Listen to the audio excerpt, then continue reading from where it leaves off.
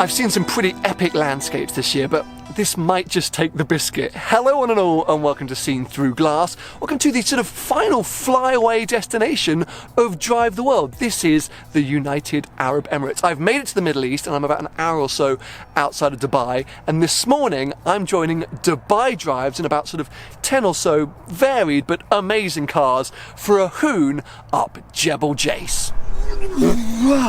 Everyone, meet Tom from Dubai Drives. Hey everybody. my chauffeur for the day, I think we'll call it that. Yeah, We'll but go also, with that. yeah, the man, the myth, the legend, who's actually arranged this very, very early drive. Yeah, sorry about that. It's now 7:01. Neither of us have really slept more than about an hour, have we? No. Yeah, me from nervous excitement and jet lag, and I don't know what your excuse was, but anyway. I have no excuse, mate. Yeah, we're both Looking forward to struggling. Yeah, we're both struggling. But of course, you may have realised that we are in a very stunning 991.2 GT3 with an all-important manual gear shift. So, win. And yeah, we're going to head up. Is it Jebel Jais? Am I pronouncing it correctly? I think so, yeah. Jebel Jais. Yeah. But I think that's how you pronounce it. Yes, your Arabic upbringing. Yeah, a little bit lacking. Yeah, a little bit lacking. Anyway, it's going to be epic. I think most of you will know about this road. If you don't, it's basically sort of an incredible road to nowhere. We were discussing on the way here, no one really knows why it was sort of built. It's just goes up this incredible, are these mountains? It's built for you, Sam. I was waiting for you. It's waiting for just good driving road. There we go. Very generous. It's good Middle Eastern hospitality. Amazing. Are we ready? Tell them yes. Let's do this. You are ready.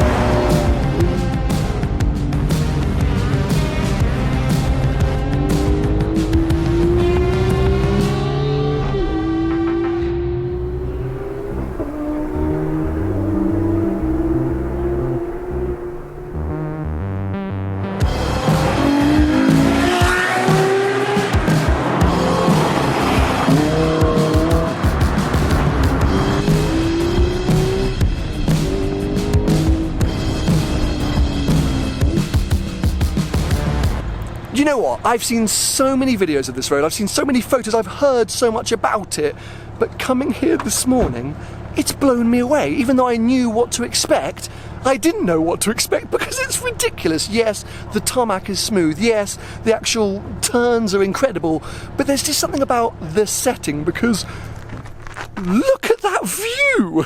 It's outrageous. I feel like I've climbed into, well, I don't even know what. Heaven's a bit punchy, but it's something close to that.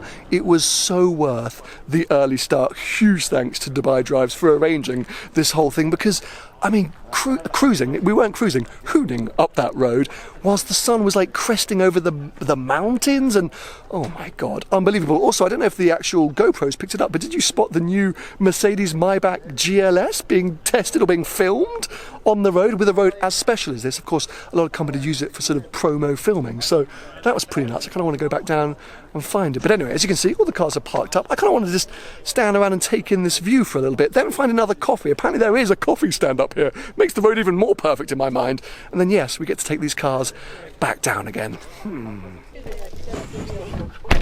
Now, if today wasn't amazing enough, because yes, there are goats in the car park, Tom has given me the keys to his car. So I thought I was just going to be experiencing Jebel Jais today from the passenger seat. But no, Oh no. I'm going to be driving it. You've got to drive it. You've got to drive it. I love it. You're an absolute legend.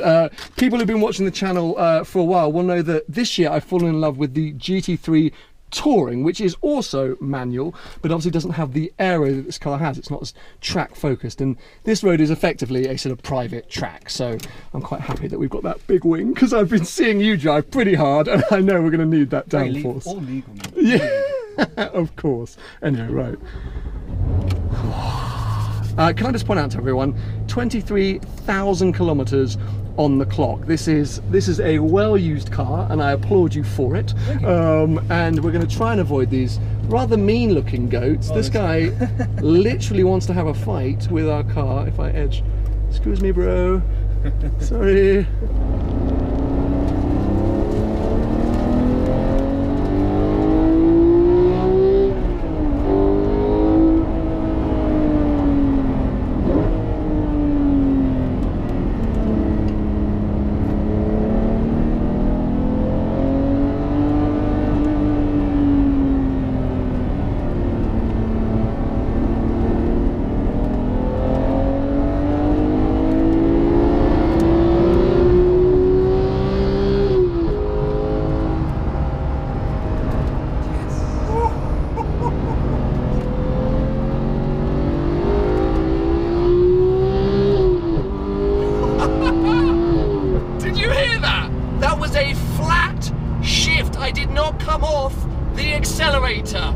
That is so cool. Oh, I mean, the difference between this car and my car is just so vast. They're not the same thing, but the terrifying thing is they are. This is a 911 and mine is a 911, but Porsche's magician, yeah, I can't really speak because I'm just overwhelmed by this experience, but the magic that Porsche apply to their cars is mind-boggling. Just going to go very cautiously here because there is some police on the side of the road and I'm just... Hi guys, it's my little casual 911. That was good. That was good. That was good timing, wasn't it? But yes, it's mind-boggling, and you know, it's an obvious thing to say that the GT3 is better than the Carrera T. Duh. But as I say, it feels like a completely different animal, and what's so impressive is that the manual GT3 feels so different to the PDK car. So yes, thank you Tom, unbelievable, amazing experience, I love it. This road, I just want to spend my whole week here. Every car that I get to drive, I just want to come here and just hang out on this road. So freaking cool. What a morning.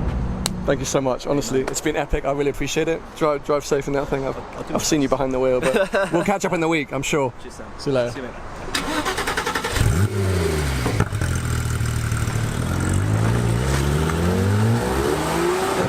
The fact I had about an hour's sleep last night seems to have had no effect on me. I'm feeling so energised by the morning I just had. A huge thanks to Dubai Drives. But right now I've come down to NVN because you may have realised, or if you didn't see my last video you may not know, my 911 Carrera T is not here with me in the Middle East. Unfortunately, due to timing and logistics and money, I couldn't get the car over from the US to Dubai. So instead I'm borrowing a car to use whilst I'm here, and that car is inside. Let's go.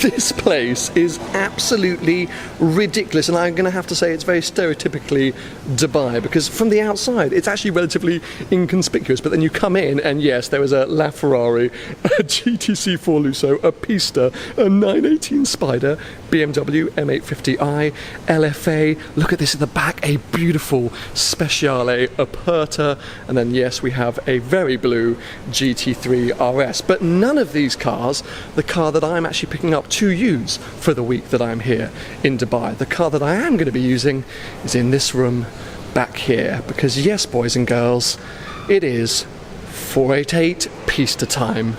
If I look back on this year, there are kind of three cars that I've spent the majority of my time in during Drive the World. Of course, the 911 Carrera T, which has kind of done about 75% of the trip. Then there's the Bentley Continental GT, which I've driven in New Zealand and America, and I feel like multiple times. But then there's also the 488 Pista, because let me take you way back to the European leg when I drove the Pista Spider from the factory in Italy, and then of course in the UK for my 30th birthday, Ferrari lent me a Pista Coupe. Well, about a month or so ago, when I figured out I wasn't going to be able to get my Carrera T to the Middle East, I was speaking to a friend of mine, the head of the Ferrari Owners Club here in the Middle East, a guy called Clint Wilfred, and I was like, I don't really know what to do, and I don't really know what I can drive, what can I do instead? It's Dubai, it's got to be mega. And he went, well, do you want to borrow my Pista? And I was like, what? He goes, yeah, just just borrow my Pista? And I was like, for the day? He was like, no, for the entire time you're here. Let me just tell you, the Ferrari factory, the press office, gave me a Pista for 3 days. That was the maximum. Clint has lent me his car for, I think, 10 days? 10 days. Whatever it is, he's a legend. I mean, this is such a joke. What is my life today? Oh, it's in race and it's rumbling. I'm actually going to turn it down a little bit. We are out of here. Here we go. Thank you very much. Bye, bye, bye, bye, bye. I'm in a Pista again. I mean, as I say, I've spent so much time in these cars, or this, the Pista, this year. It's like it's calling me. There's some kind of, weird alignment with the stars and me and this car. Anyway, long story short is, I'm now driving over to somewhere called the Miglia Gallery, which I think is kind of a celebration of all things Italiano, but they do have some other Ferrari stuff. And it's a bit of a Ferrari loving suddenly, but we're not going to complain about that, are we? Oh, obviously so much more to come with this car this week. For now, it's just about getting used to it and letting it all sink in. Right, on the roads of Dubai in a Pista.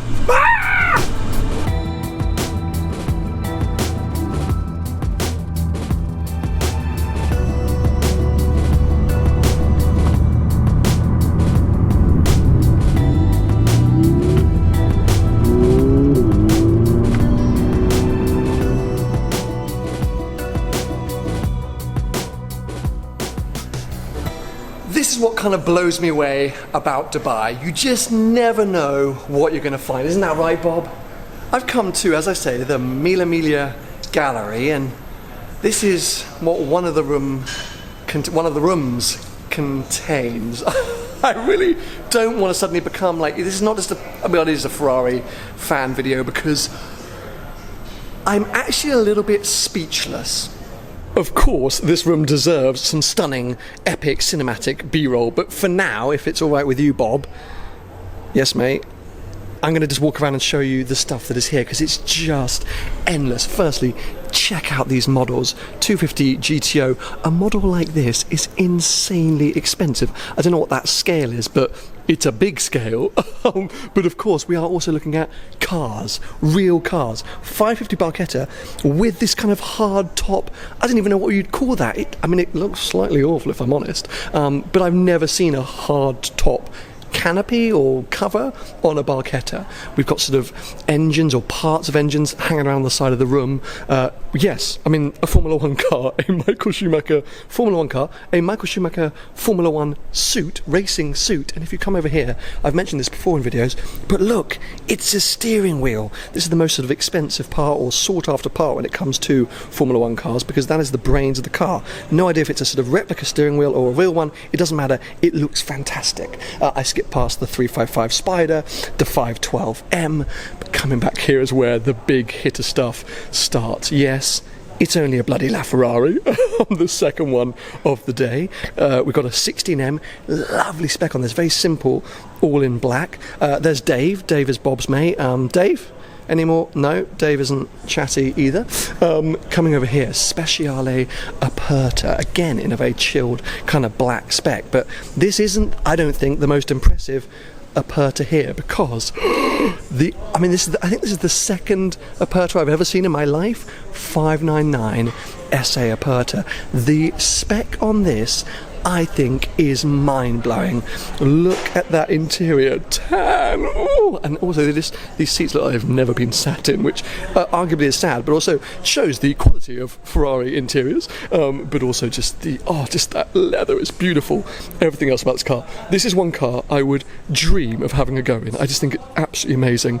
Right next to it, talking about amazing, 599 GTO. What a mean killer spec. It's being hidden here by a LaFerrari, so forgive me. Absolutely outrageous. Now, at the very back, I'm going to get slightly lost on my age. I think that's a 330. I get a little bit confused when we start getting into this era of Ferrari, but you've got Formula One front wings, memorabilia everywhere. Over here, even more models. This is just one room, as I say. There is another sort of main showroom down the street. Oh, look at that. It's just, I am having a panic attack. Okay, so yes, quick cinematic B-roll, then let's move across to the other room.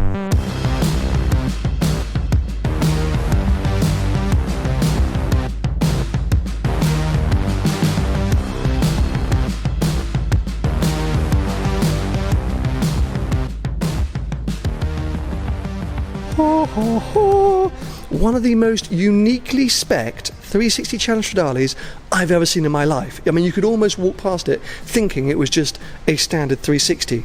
But look, ladies and gentlemen, at those seats. Recognise them? That's because they are basically identical to the ones in my car. But this is all blacked out on the exterior. Not only do we have this super black paint, but fully gloss black wheels, red calipers, the carbon fibre mirrors, which obviously denote that it is a Challenge Stradale. Round the back, we've even got blacked out Ferrari badge, but it is this interior which is just nuts. Is it open? No.